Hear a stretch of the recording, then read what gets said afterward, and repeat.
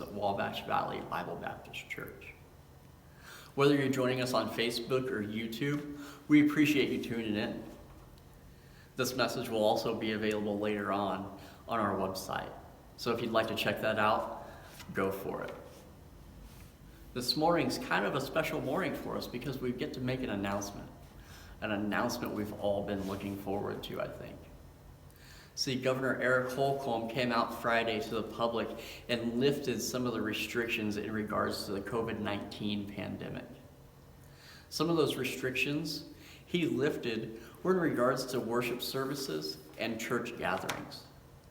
So our leadership team came together this past week and decided to make a transitional plan to reopen our church. I'm going to read some of those guidelines to you that we've set forth in order to keep everyone safe and healthy. So starting on May 10th, we'll resume services as follows. We'll have masks available for anyone who would like to request one of those. Also, we're going to keep our worship gatherings relatively small throughout the month of May.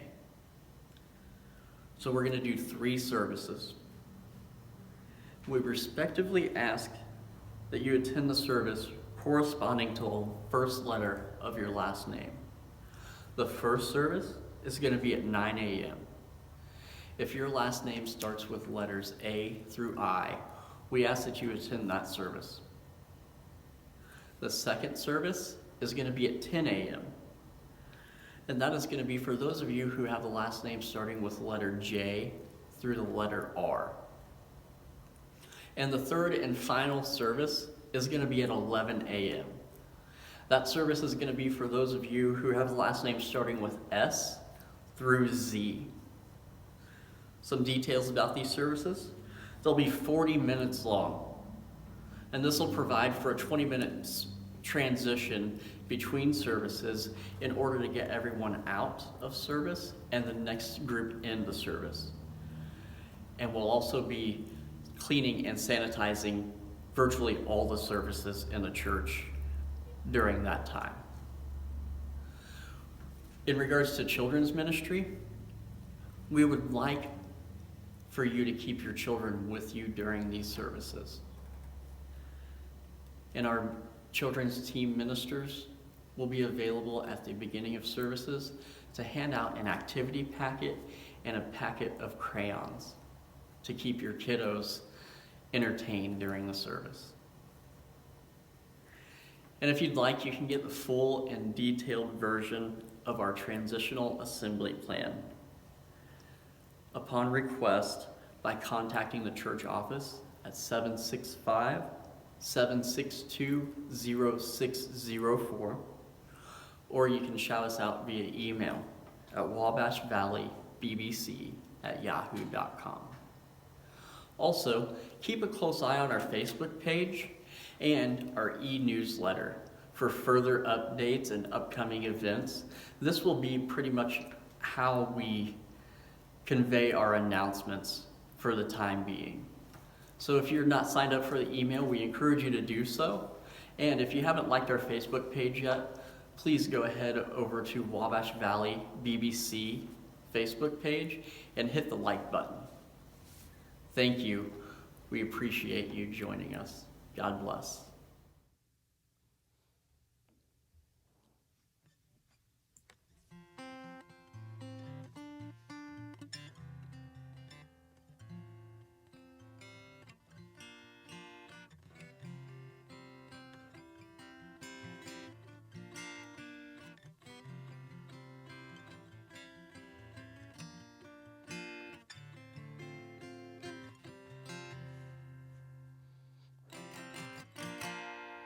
The cross is my beginning,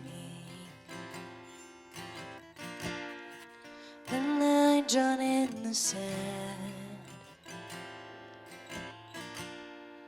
the end of all my striving. Now I am born again.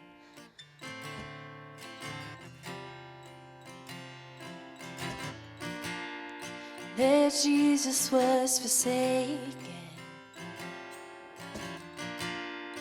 so I will never be.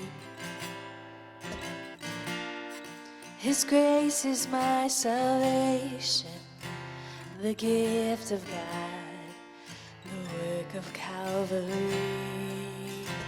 It is done, it is finished, Christ has won, He is risen, grace is here, love has triumphed over death forever. The cross needs no addition. His mercy is complete. His love is not in question. The Son of God has spoken over me. It is done. It is finished. Christ has won. He is risen. Grace is here. Love has triumphed over death forever.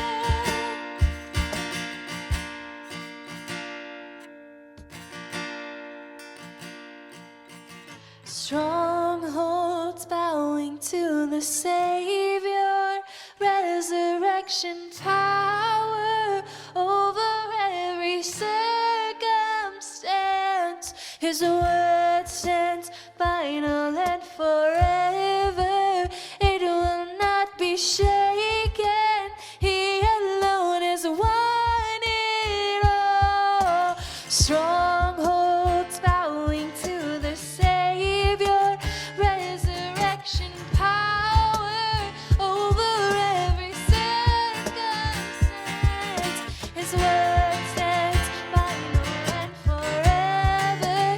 It will not be shaken. He alone has won it all. It is finished. Christ has won. He is risen. Grace is here. Love has triumphed over death forever. It is done. It is finished. Mercy won. I'm forgiven. Sing His name. He is worthy of our praise. For Jesus.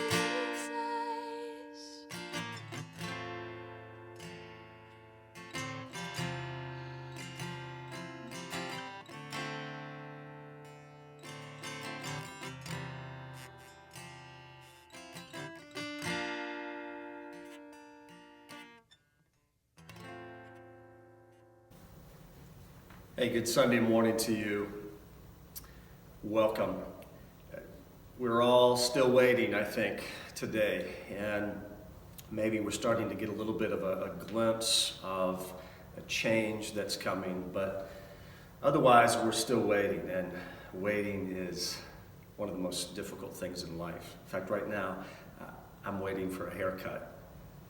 And so is my son Sage. He's going to make an appearance. This is 2 months without a haircut. We don't like to wait. In fact, one of the ways that we try to minimize our wait when we go to get our haircut is to register online ahead of time. That's a nice little feature of pre-registration, so that once we get there, we don't have to wait, because waiting's hard, and we've all been waiting here lately, and it has taken a toll.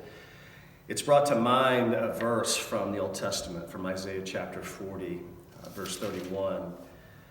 A very uplifting verse that has some amazing encouragement in it. It says, "But they who wait for the Lord shall renew their strength. They shall mount up with wings like eagles. They shall run and not be weary. They shall walk and not faint. They that wait upon the Lord." So we're all waiting in a sense still. And this passage, to appreciate its original context, was given to uplift and encourage the nation of Israel, particularly the lower half, the nation of Judah, in a time when they would be in a 70-year holding pattern. They would be in exile, in captivity, in a place called Babylon. A time in their history when God was trying to regain their devotion and trust because they had kind of slipped into the worship of false gods and idolatry, and God wasn't willing to let them go. So he allowed them to go through this extended period of separation to do a work of grace in them.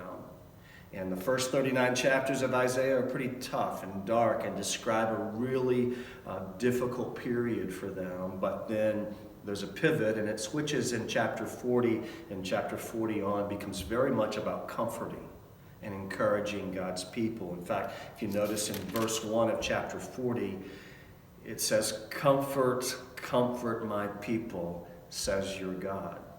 So that's the theme, that's the idea, and so that's the context of verse 31. God's people would get to read this passage during that 70-year wait while they're away from home, just twiddling their thumbs, wondering, when do we get back to life as we used to know it?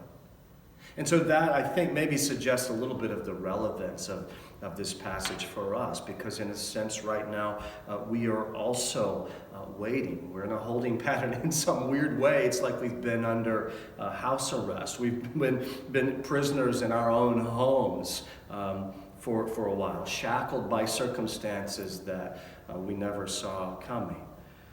And that's a tough thing. We're waiting for things to improve, waiting for life to resume. And so maybe that's why the words of Isaiah 40:31 resonate with us right now. And so, how can we apply it today? How can we make application of this incredible and encouraging passage? Well, I think there's a few things here that I want to share that will help us while we're waiting, and to help us wait well. Maybe indications are that things are changing and there's kind of a breakthrough in process. We're tentative about that. It's kind of hard to predict. But in the meantime, while we are still waiting for that shift to happen, here's a few things to help us wait well. Verse 25 and verse 26 of chapter 40. It says, "To whom then will you compare me that I should be like him, says the Holy One? Lift up your eyes and see who created these. He who brings out their host by number, calling them all by name, by the greatness of his might, and because he is strong in power, not one is missing." In this latter part of Isaiah 40, there's a few things that we can do to help us wait well. And it's beholding, it's knowing, and it's trusting. Beholding, knowing, and trusting. The first thing that the Lord is helping his people to do in this period of waiting is to behold.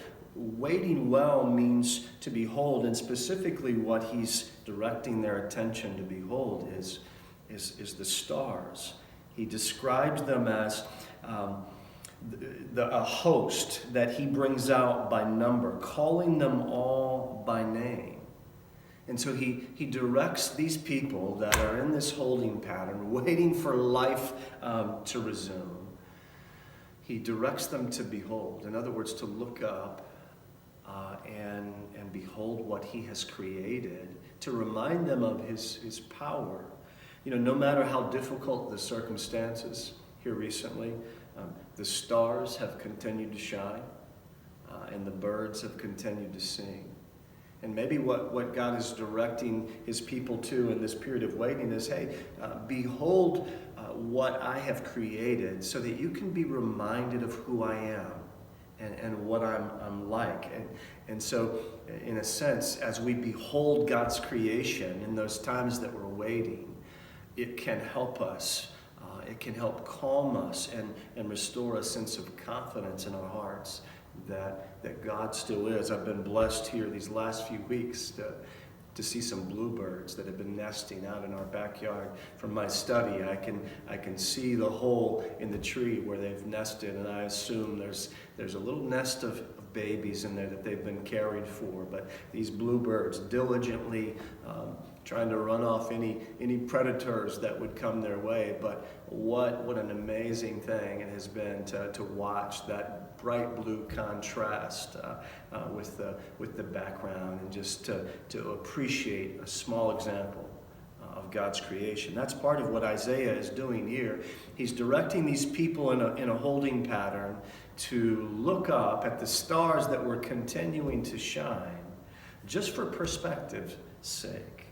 Waiting well involves beholding the examples and the evidence of God that we have all around us. He mentions here that the stars are numbered, and amazingly, God has even named the stars. Astrology during Isaiah's time was a big deal. Of course, many folks kind of worshipped astrology as they still do. But in Isaiah's time, so around 600 BC, there were, say, 5,000 stars visible on a clear night to the naked eye. But think about this. Astronomers now estimate that there are more than 400 billion stars. 400 billion just in the Milky Way galaxy. And add to that, there are some 125 billion galaxies. The Milky Way is the one most accessible to us, to our view on a clear night. But think about this. There's 125 billion astronomers estimate, leaving a rough estimate of the total number of stars at 10 billion trillions. That's incomprehensible. But again, the whole idea here for Isaiah in directing folks to look up and behold is to behold in creation God's power, His majesty, His creativity. One of the things that can help us wait well is to behold. And so maybe if you haven't had an opportunity, maybe it would be a good time to go out on a clear night and just to lift your chin up and consider the heavens. That's what David said in Psalm 19:1. The heavens declare the power and glory of God, and the sky above proclaims His handiwork. In James 1, it says, every good and perfect gift is from above and comes down from the Father of lights, in whom there's no variation or shadow due to change. God is the Father of lights. He's the one who has placed those stars there. He has them numbered. He even has them named. And nothing else can compare to His power. Nothing will eclipse His glory. Not even a circumstance like the one that we've been facing for these last several weeks. So to wait well, Isaiah directs the people to behold. Behold the power and majesty of God on display in creation. The second thing involved in waiting well is in knowing. Isaiah chapter 40, verse 27, he says to them, why do you say, O Jacob, and speak, O Israel, my way is hidden from the Lord, and my right is disregarded by my God? Have you not known, have you not heard? The Lord is the everlasting God. He is the creator of the ends of the earth. He does not faint or grow weary. His understanding is unsearchable. He gives power to the faint, and to him who has no might, He increases strength. Waiting well involves beholding what God has put on display for us in His creation. Waiting well also involves knowing. Isaiah directs the people by saying this, have you not known? He asks them a question. Have you not known? And then he gives them a series of things to know once again. Because in that point of waiting, in that time of exile, they had come to a place like many of us do, thinking, oh my goodness, my way is hidden from God. Lord, can you see me? Do you know what's going on? Because it seems like I've lost connection with you. And you're not really aware of what's going on in my life. I think probably many of us have at times had that sentiment. But the truth is, sometimes for you and I, we may not be able to see the Lord. We kind of get lost and disoriented in terms of our fellowship with Him. But the truth is, He can always see you. God can always see you. He's the one who always wins, ultimately, at hide and seek. It's like when we were a kid, and playing hide and seek with mom and dad, and we pulled a blanket over our head, and as long as we couldn't see them, we thought they couldn't see us. But truth is, the lower half of our body was out from under the covers, and there we were, fully visible. Sometimes it feels like God can't see us, but Isaiah is directing the people as they're waiting to know that God could certainly still see them, even though times were rough. I don't know about you, but sometimes I need a reality check because things aren't what they seem. They aren't what they appear, and that's when I need to get into His Word and be reminded of what is real and what is true, because my perception has failed me. I think that's part of what's going on here in Isaiah 40 for these people that would be in the midst of a long period of waiting, and right in the middle of it, things begin to get obscured and confusing, and we lose touch. And then he goes on to rattle off a series of things that everyone should know when they're in the midst of the waiting room. Several things just to clear up again that can be lost in the midst of hard circumstances. And we can just list them. One of the things that he says to know is that the Lord is eternal. He's everlasting. And this was probably a shot against the false gods that they had adopted and embraced, that were maybe a piece of wood or a statue.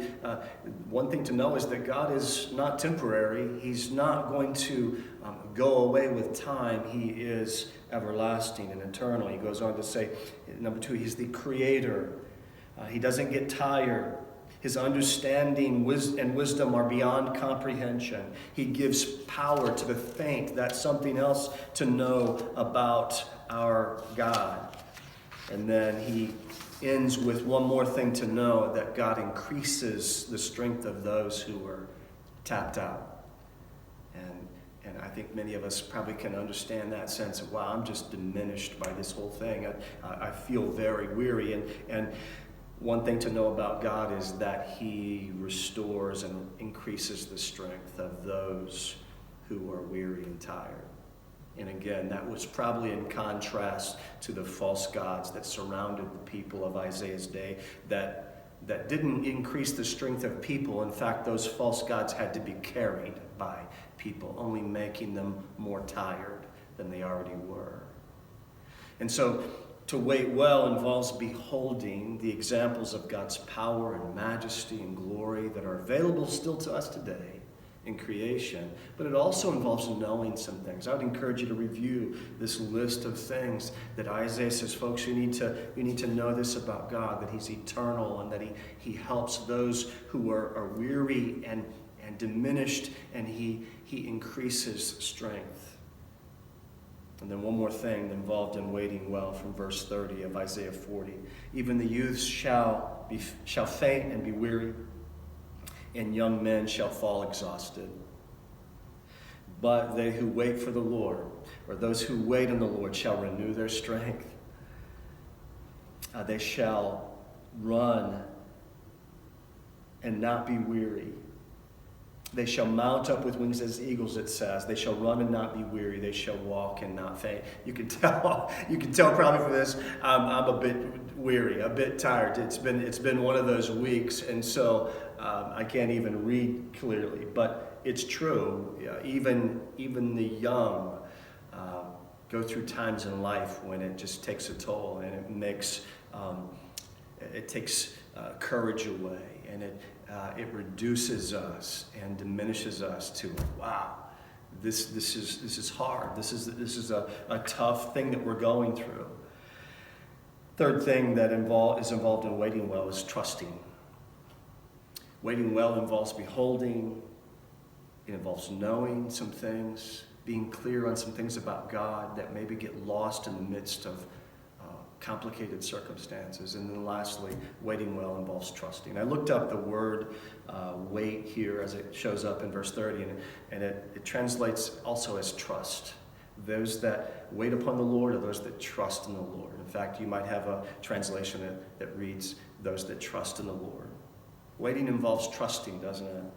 And that's again part of the difficult thing about being in a waiting room in life, when we're just waiting and waiting. To wait is to trust in the goodness and power of God, that God is still God, that He is large and in charge no matter what's going on. That's also what it means to wait, to trust Him. Just like He knows the names of the trillions of stars. And just as He keeps track of every one of those, hey, listen, friend, He knows your name. He knows your needs today. He knows what you're struggling with. He knows what you're needing help with. He loves you and promises to never leave you or forsake you. Your future is very secure in His capable hands. That's part of the message of Isaiah 40. That's part of the comfort for a people that would be in this 70-year waiting room. We've not waited 70 years, but feels like it's been a long time. And life as we knew it seems a distant memory at this point. But to wait well, it also means that we've got to trust God in His goodness and His power in this time. When we look to the Lord in faith, it renews our stamina and our strength so that we can, as Pastor John says, keep on keeping on. One study note that I read said, faith in God's promise empowers His people for endurance. So about now, as the wait has grown long, we need a shot of endurance. We need renewed stamina. What's the argument or the idea here of Isaiah 40? Specifically verse 31. Those who wait on the Lord shall experience a renewal, a resurgence of strength and stamina. That's the proposition here of Isaiah 40:31. Speaking of running and not growing weary, sometimes it feels like we're in a marathon, like it's an endurance contest. I've run a couple of marathons, and probably the hardest part of 26.2 miles is the mental part. Of wondering in the middle of it, can I make it? I'm so tired, I'm cramping, I'm aching, and there's the back and forth mentally before the finish line finally comes in to view. But here's the idea of Isaiah 40:31. You can experience a surge of renewed strength right in the middle of a marathon. How? By beholding, by knowing, and by trusting in the goodness and power of God and in His holiest of intentions for you and for your future. Hebrews 12:1. Therefore, since we are surrounded by so great a cloud of witnesses, let us also lay aside every weight and sin which clings so closely, and let us run with endurance the race that is set before us. Verse 2, looking to Jesus, the founder and perfecter of our faith, who for the joy that was set before Him endured the cross, despising the shame, and is seated at the right hand of the throne of God. Jesus ultimately models for us how to continue on in beholding and knowing and trusting, even when we're tired, even when we feel like we can't take the weight much longer. Jesus, who endured the cross and is now seated at the right hand of the throne of God. Hey, it's been a tough wait, but we, by God's grace and with His help, we're going to get there, and we can endure and keep on keeping on through this period of waiting. So the big idea of Isaiah 40 and verse 31 is this, and I leave it with you as we go our ways today. God is incomparably powerful over all things and promises strength for endurance to all who wait for him. God bless you.